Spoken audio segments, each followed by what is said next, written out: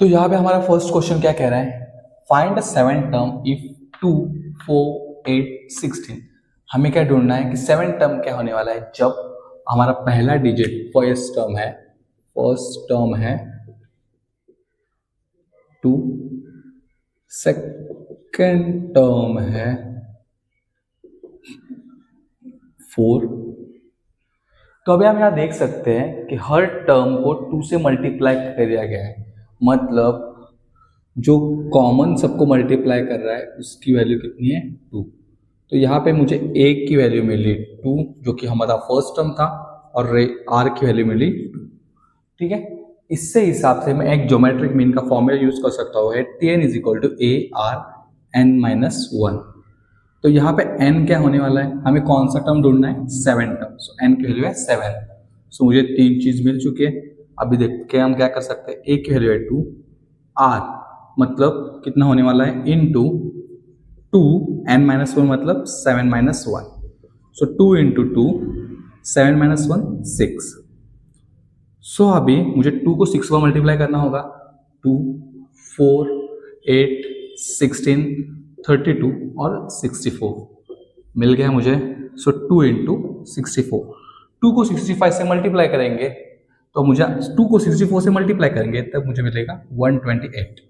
अभी देखते हैं हमारे पास 128 ऑप्शन है। हाँ, हमारे पास 128 ऑप्शन है, तो हमारे यहाँ पे आंसर होने वाला है 128। तो इस तरह से मेरा पहला क्वेश्चन सॉल्व हो चुका है। पर हमारा क्वेश्चन क्या कह रहा है, find the sixth missing term of 1, 4, 16, 64, 256। और यहाँ पे हमें क्या है वो ढूंढना है, और नेक्स्ट टर्म है ये। तो हमें यहाँ पे जो मिसिंग टर्म है वो ढूंढना है। ऐसे भी बहुत सारे क्वेश्चंस आपको आ सकते हैं जहां पर आपको एक मिसिंग टर्म ढूंढना होता है, मतलब पहले 2 या 3 टर्म्स दिए रहेंगे, फिर उसके बाद उसके बाद हमें जो मिसिंग टर्म है उसे ढूंढना होगा, और उसके बाद भी नंबर दिया हो रहेगा। तो देखते हैं हम कैसे कर सकते हैं। तो पहले लिख लेते हैं हमारा फर्स्ट टर्म क्या है। फर्स्ट टर्म को क्या कहते हैं, a कितना है 1। तो मुझे मिल गया फर्स्ट टर्म। फिर हमारा सेकंड टर्म क्या है,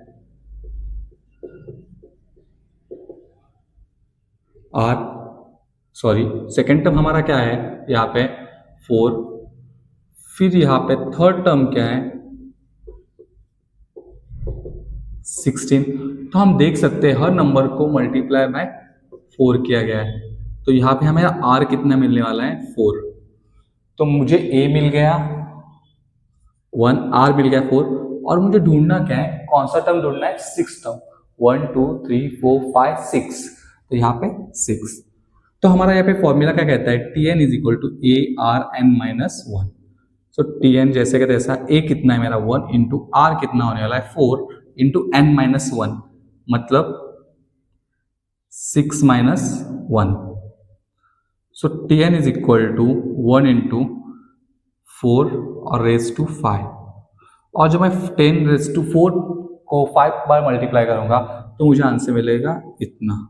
मैं 4⁻5 को मल्टीप्लाई करूंगा तब मुझे आंसर मिलेगा इतना, इंटू 1 उतना ही होगा। तो ये मिल गया मुझे आंसर। सो यही था मेरा फाइनल आंसर, और यहाँ पे ऑप्शन दिया गया है। तो ये है मेरा सेकंड क्वेश्चन का आंसर।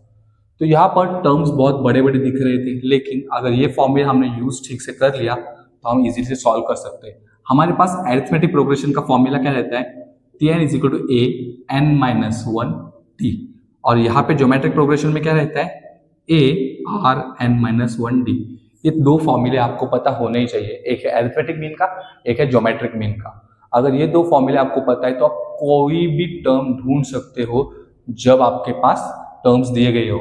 लेकिन एपी और जीपी मतलब अरिथमेटिक प्रोग्रेशन और ज्योमेट्रिक प्रोग्रेशन के बीच में डिफरेंट याद रखना है, उनमें कंफ्यूज नहीं होना है।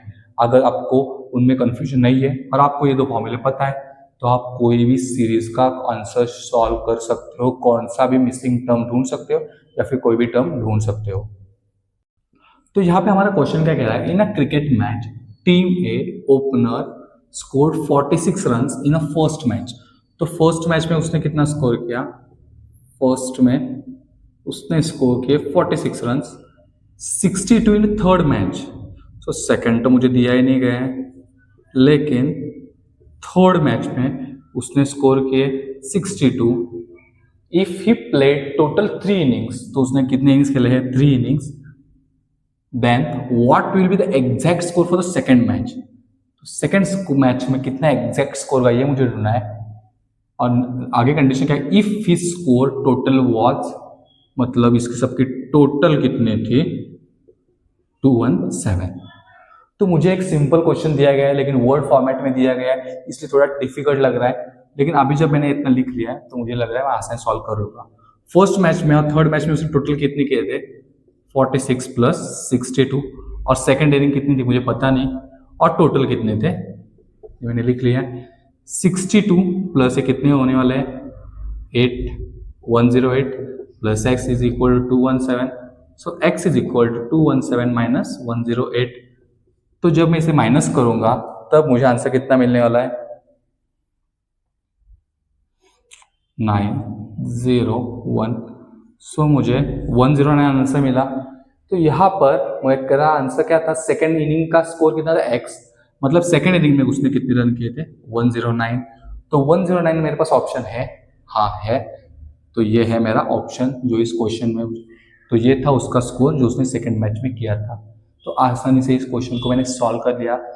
बहुत ही आसान सवाल था, लेकिन कभी कभी बहुत बड़ा क्वेश्चन देख के हम कंफ्यूज हो जाते हैं, हमें पता होता है कैसे सॉल्व करना है लेकिन क्वेश्चन बहुत बड़ा है इसलिए आंसर भी कुछ बड़ा आने वाला है या फिर मैं सॉल्व नहीं कर पाऊंगा, ऐसे अंडर कॉन्फिडेंट होने की वजह से हम उस क्वेश्चन को सॉल्व नहीं करते, अटेम्प्ट नहीं करते, और हमें आते हुए भी हमारे मार्क्स चल जाते हैं। तो हमेशा एक चीज ध्यान में रखो, क्वेश्चन को पहले इस फॉर्मेट में लिख लो, क्या क्या दिया गया है पहले गिवन जो होगा तुम्हारा उसे लिख लो, फिर करो टू फाइंड, तुम्हें क्या ढूंढना है, और जब ये दोनों चीजें मिल जाएंगी तब सॉल्यूशन की तरफ जाओ।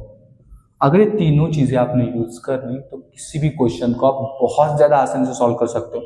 पहले क्या करना है, मुझे क्या दिया गया है वो ढूंढना है, फिर मुझे क्या ढूंढना है मतलब फाइंड क्या करना है वो करना है, और थर्ड स्टेप है सॉल्यूशन। ऐसे ही इस फॉर्मेट का यूज करके आप अगर किसी क्वेश्चन को आपने सॉल्व कर लिया तो आसानी से किसी भी क्वेश्चन को आप सॉल्व कर सकते हो।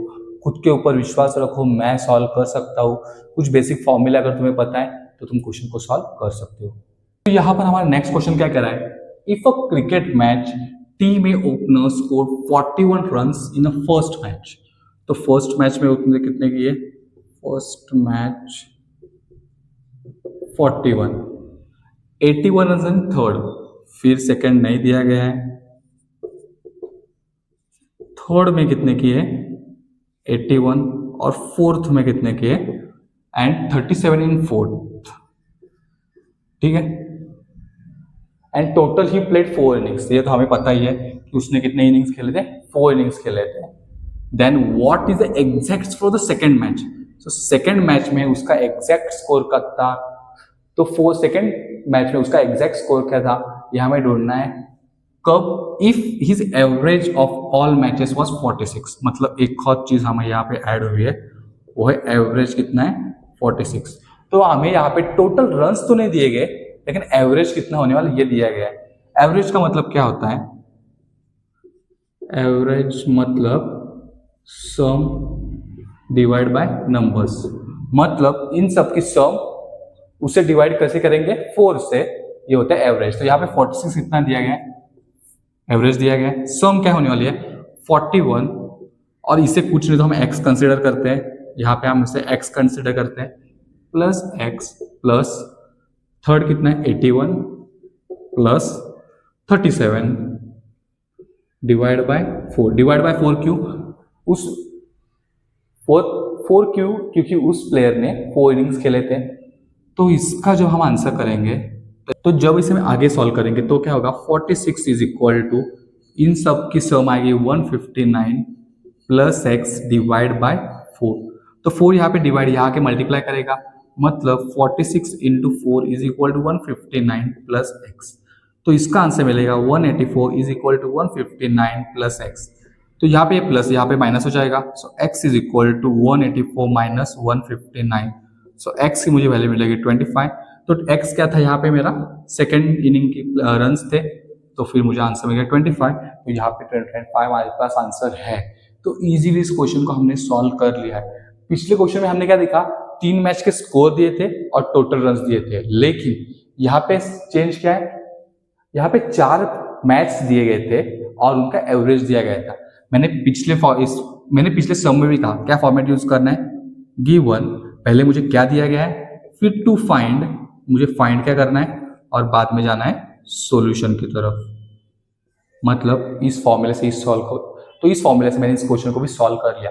पहले मैंने गिवन क्या था, फर्स्ट मैच के जितने स्कोर थे उतने लिख लिए, फिर एवरेज कितना होने वाले वो लिख लिया, और उसके बाद मुझे ढूंढना क्या था, सेकेंड मैच, मतलब जो मुझे टू फाइंड करना था ये मैंने कर लिया, और यहाँ पे एवरेज का फॉर्मूला यूज करके मैं इस सम को सॉल्व कर लिया।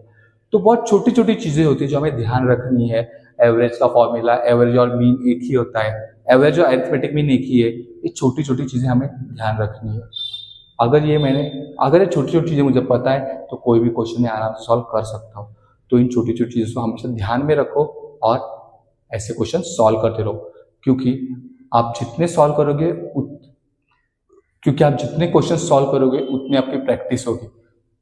और अगर ऐसे एग्जाम्स में अगर आपको कॉम्पिटिटिव एग्जाम्स में या फिर एप्टीट्यूड टेस्ट में अगर सक्सेस चाहिए तो उसके लिए एक ही फॉर्मूला है, प्रैक्टिस प्रैक्टिस और प्रैक्टिस। आप जितनी प्रैक्टिस करोगे उतनी आपको मदद होगी, उतना ही आपका मैथ स्ट्रांग होगा,